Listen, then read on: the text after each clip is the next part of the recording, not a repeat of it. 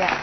Terima kasih pemirsa, Anda kembali berjumpa bersama kami dalam Today's Dialogue. Ini adalah segmen terakhir dan tentunya untuk merangkum perbincangan kita selama 1 jam ke belakang tadi, yang menjadi pertanyaan besarnya adalah berdasarkan apa yang sudah kita perdebatkan, memang sistem kapitalisme ini sebaiknya dipertahankan atau tidak? Tidak ada alternatifnya, tetapi yang paling berguna bukan berbicara masalah sistem besarnya. Tapi alternatif ekonomi syariah yang ditawarkan? Mungkin masih harus perlu dibuktikan lagi, karena ini kan baru ide awal. Saya kira kita perlu baca bukunya dengan bagus, kita perlu lihat eksperimennya kecil-kecilan dengan bagus. Tapi intinya begini, bahwa kita harapkan krisis ini cepat selesai, ya mungkin 1-2 tahun, tetapi jangan terlalu lebih dalam ketimbang yang sekarang.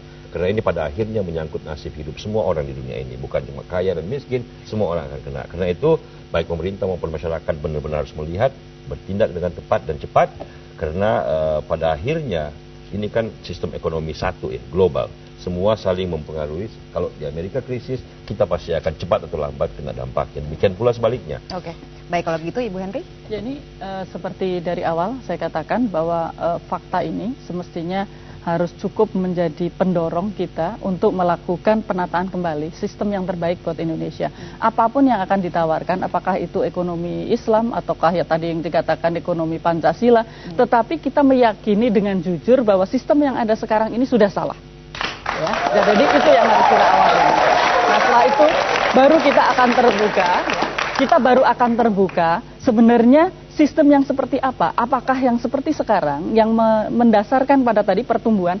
Yang penting kan kita tumbuh terus di atas 6. Tetapi Gini ratio mengatakan bahwa kita ini kesenjangan semakin lebar, kemiskinan semakin dalam. Nah, jadi kalau ini yang diharapkan, maka berarti indikatornya bukan pertumbuhan ekonomi. Oleh karena itu, saya berharap mari kita membuka ya wawasan kita bahwa ada sesuatu yang perlu kita koreksi secara substansial di dalam sistem ekonomi kita. Baik. Ya. Pak Erwin. Ya, saya kira dalam kondisi sekarang ini yang diharapkan adalah kebersamaan dan kebersatuan bangsa, baik itu birokrat dan juga masyarakatnya.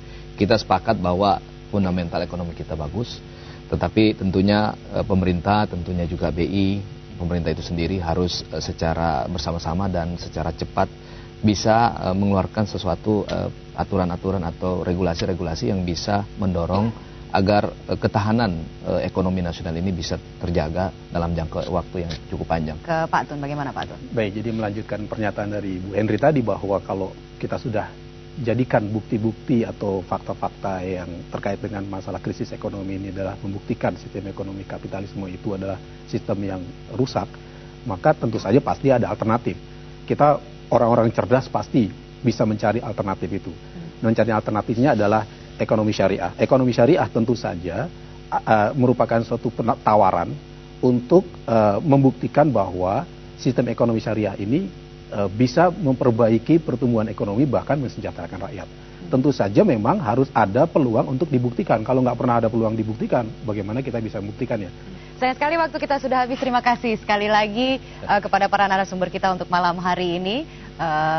Terima kasih telah berbagi informasi dan juga penjelasan pada forum Today's Dialogue, dan juga kepada Anda pemirsa yang telah bergabung bersama kami dalam Today's Dialogue. Jangan lupa Anda bisa mengirimkan saran, kritik dan juga opini Anda ke todaysdialogue@metrotvnews.com.